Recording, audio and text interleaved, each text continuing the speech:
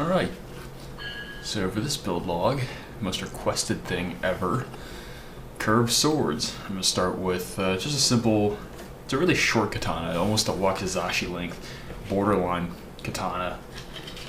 Put about 24-inch blade, and then the rest of it's going to be handle.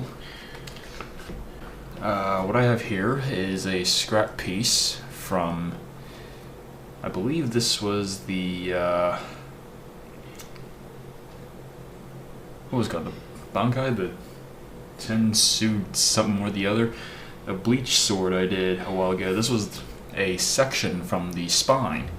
Now this has actually started curving. I don't know if you can see that. Can't really see if I can do this. But yeah, you'll notice that this has actually started curving a bit, so I'm going to use this as my curve tool for this.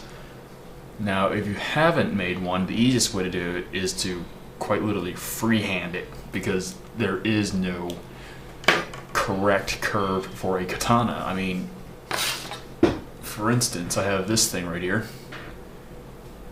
and I'm going to pretty much base out some of the measurements off of my actual katana. But yeah, there is no set curve to these swords. I mean, if you look through like lists of notable katanas, you'll notice that there is a listing for the amount of curvature. Some katanas might have no curve at all. Others might be curved to the point that it's ridiculous. Okay, so enough about me rambling on that. The real neat thing about this particular build is that I am going to tend to do it without using popsicle sticks. So this is going to be a first of a 100% all paper sword. Let's see how that goes.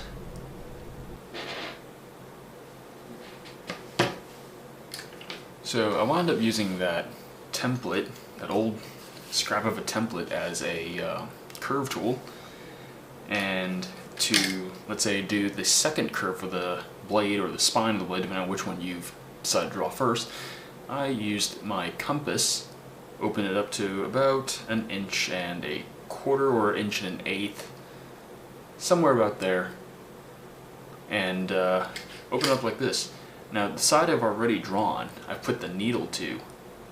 That way, the side with the lead, I can simply put on the template as a guide and use that to draw the other curve I need. Pretty neat little technique. Now this can also be used to draw parallel lines with, a straight edge. Just a little tip, I thought I'd throw that out there for you guys.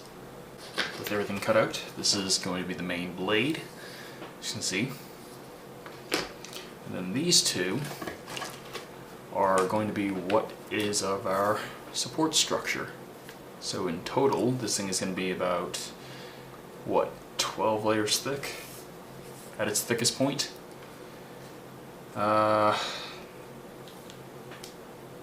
This looks like a good idea, but you're going to find out real soon what the limitation on this thing is. So for the time being though, what I'm going to do is just using regular school glue,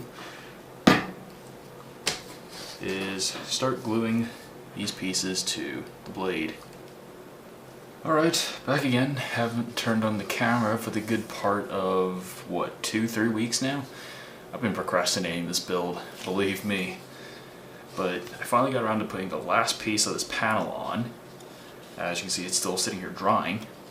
And while I was at it, I was recording the section for the handguard and going through all that motion. But I would like to show you a tool that I picked up that is going to be very helpful for cutting out circular items, and that is a bridge compass. Now I kind of wish they had this in a metal version. I'm pretty sure they do have one, but I ended up picking up a plastic one because that's what they had on hand at Walmart, and I just wanted to get one to try it out. But the plastic ones are good for things that are, fairly thin, single sheets like this. And instead of having a pencil lead at the other end, it is a razor blade.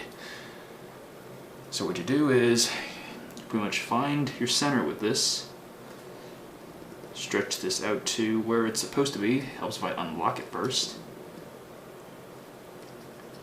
Tighten it down and just start scoring.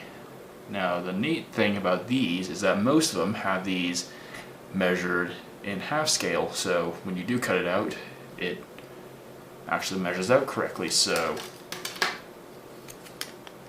let me grab something empirical so you can see what I'm talking about. Look at that. So yeah, that is something you might want to make note of when you start cutting, is that these may be measuring radii, or diameter. So that's something you might want to check on before you start chopping away at something and then you realize, wait a minute, this is half the size I needed.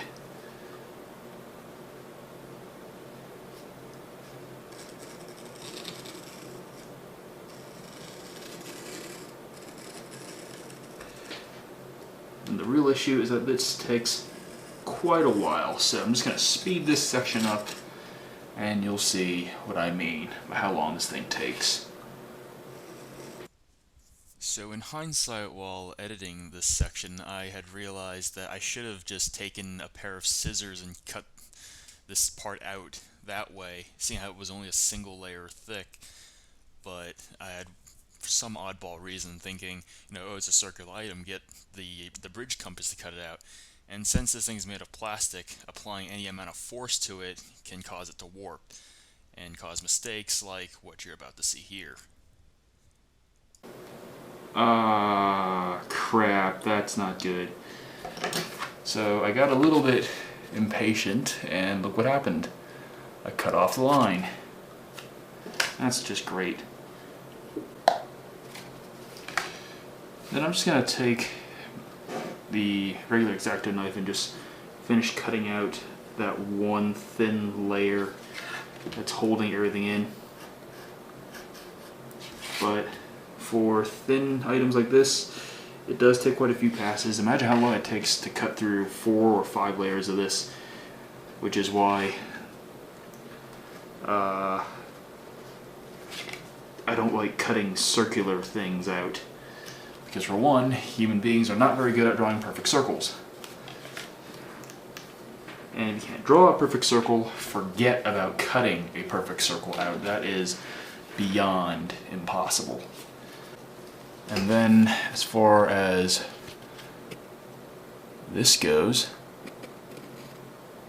I can put a little bit of glue on that, and just to get this thing to stick downward so I don't have any uneven surfaces in the finished thing. Alright, so now they have this thing cut out like this. What are we going to do is just simply fit it over all this. Now, it may need to be pressure fitted. The tighter the tolerances, the better. It is nice to put it in with a little bit of force, that way, it would actually help hold itself in a little bit better. Now, as far as building thickness of this, I'm going to add an extra ring around this just to make it look thicker. It's not really there to protect anything. And then the small little tolerances here, I'm going to have an extra band of paper around here for, I forgot what little collar is called, but it's usually yellow in color. You'll see when I'm finished. Alright, so I just got the sword and handguard and pretty much most of everything painted. And I'm just going to peel back the tape and see how this thing actually came out. So, I cut this, as soon as I say that, and a piece of that has come off. Now I gotta deal with some feathered edges. Great.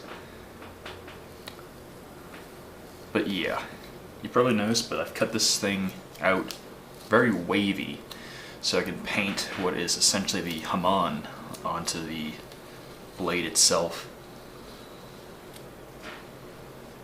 And you can't see that. Not that peeling tape back's very interesting, but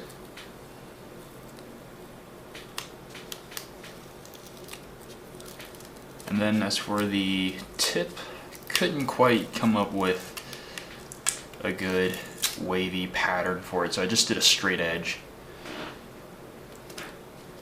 I'm pretty sure those exist on real katanas.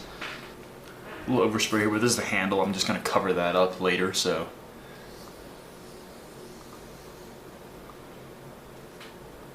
Could probably use some shorter waves into it. Yeah, this looks really, these two bumps look really close to the edge, so,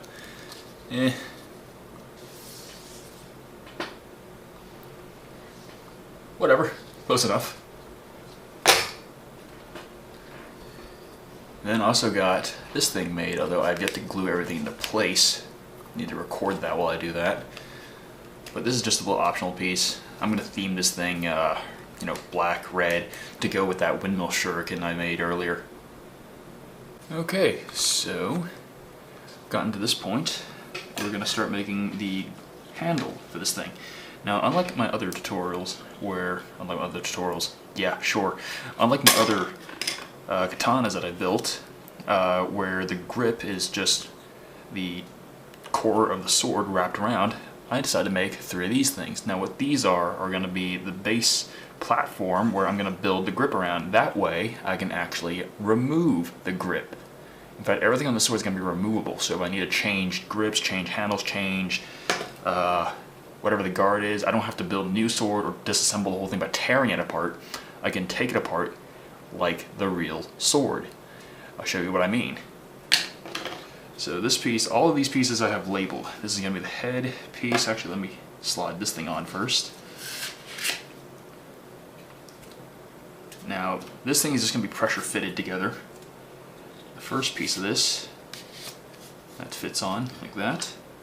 The middle piece, where I'm going to actually Dremel a hole into that, so I can put the pin that holds the handle in place into that, and then the end piece, just like that. And then from here, I'll build the handle, the grip itself, and then you won't see these 3 structure pieces. Alright, so the handle is finally finished. Let you guys see that. There's no end cap on it, and then this is the opening where the tang of the sword fits in. So to put this whole thing together, grab your blade, slide your guard on, and then just make sure this thing lines up correctly with this, and it should all fit together nicely. Now this thing runs off of a pressure fit. I do have a Dremel tool, so I'm going to Dremel down a hole in the middle and then put a peg through it. But most people building this aren't going to have a Dremel, so I'm not going to actually teach that in the upcoming tutorial. But that is something you can think about adding yourself if you happen to have a drill or a Dremel tool. Now this thing's yet to be painted because it's about 1 o'clock in the morning. I just got done building this handle, shooting that piece for the tutorial. But this is pretty much it. You can either paint the sword or put the scales on it like how I did on my last couple of katanas, or you can find some wrap or whatever it's called they wrap the handles with and try to do that to it. It's entirely up to you. Alright, so 2 things I would like to point out. This yellow thing here, the hibaki, you can't remove that on mine because I had glued it down, because I was not able to get a pressure fit on that thing because I did not think of putting a small ridge there to hold that in place. But either way, I don't intend on removing it, nor do I want it removable, because it might come off with the sheath. And yes, I did say sheath, more on that later.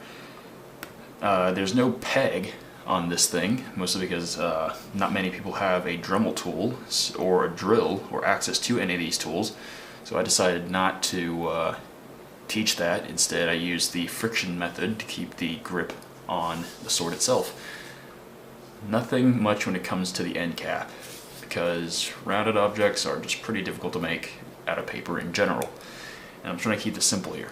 Now, what I said earlier about the sheath, if you guys remember how I built the handle, if you take that technique and then you just elongate that with the entire section of the blade and then add some slack for where the blade is, you can pretty much make a sheath for this thing like that. I'm going to throw a tutorial up on that later, because hopefully there will be 2 tutorials, one for curved swords and then one for the really long straight swords that I have, such as the Elucidator or whatever that other sword's called, I forget.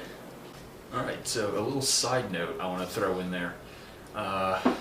Several of you might notice that this katana is actually pretty short, though historically katanas were called katanas if they had a blade length of over 24 inches. This one is sitting at about 25 inches.